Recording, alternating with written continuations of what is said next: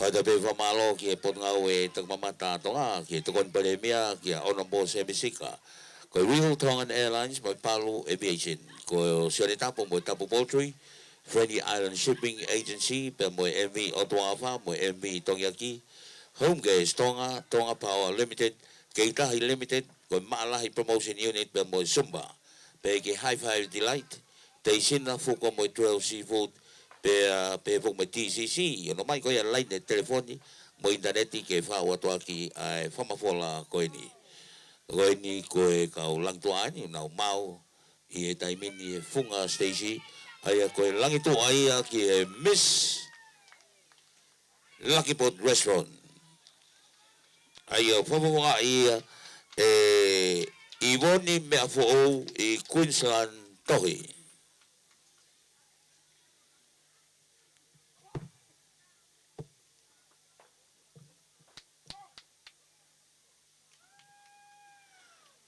to ipasusi mai ko Miss Lucky Pot Restaurant Pera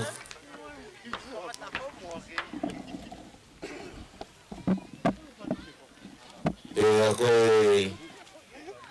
telu mata lu ko o Miss Lucky Pot Lucky Pot Restaurant yo ko ke fanga to i nga hi fatapu ko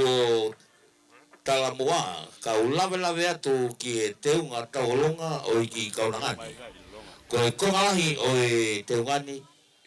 ko tata laki mai me ngatai o ngahia o fuatatau ki ono langi ki ono fasi taolonga ko siu a alo aia ko fangaki nau na tula ko limu tasinga o ku pipiki ki he maka pe mo limu tanga o pe ko ui ko no tau ta e tahi pe mo pe au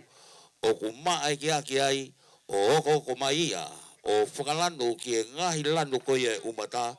o ngawe aki ai sipinga ko ia e taiamoni Iyo o ko ngawe aki ai whangaki akau ko ia o seni ki o ku teunga ke whakamahino ko e moi anga o e foi one o ku mei ngā taipe. Ka e whewhe whokoutua o ku tahi mei he. Ko e kotoa hoku teu pera mo e teki ki hoku wesa pera mo e kotoa ia mei ngā tai ke toha pera mo si oku moi anga. Iyo mo mea maya ki hoku teunga pera pepe ki he ku fola ka toa whātu ko Miss Lucky Pot Restaurant.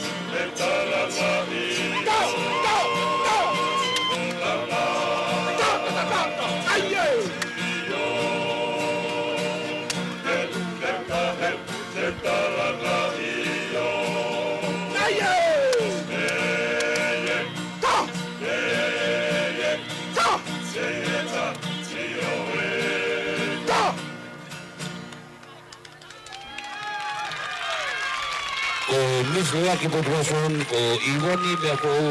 I Queensland tohi o te whamaro ke kaulang tua pe ko ki tulang whare pe I lawa pegi te mai lewa ki tau taunga whaki o Ministry of Tourism ia te moane opa pulu ko ia o ku o te whamaro ki kau whiwhine pe ko tui wakai atu koia ki kau whamao hanga koia nau mamata koia ke tau ngā ko tundu ngā we ke ngā tāo pito ni ki nau tolu e koe ngai tau ngā koni ko lawa e tau wakai atu ai whakamātoa to koia pe a koe no teu I koe ni kau whiwhine I ngai mea kotoa koia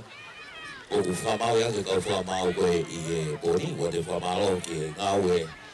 koia ai kau whamau whako koia I whiwhine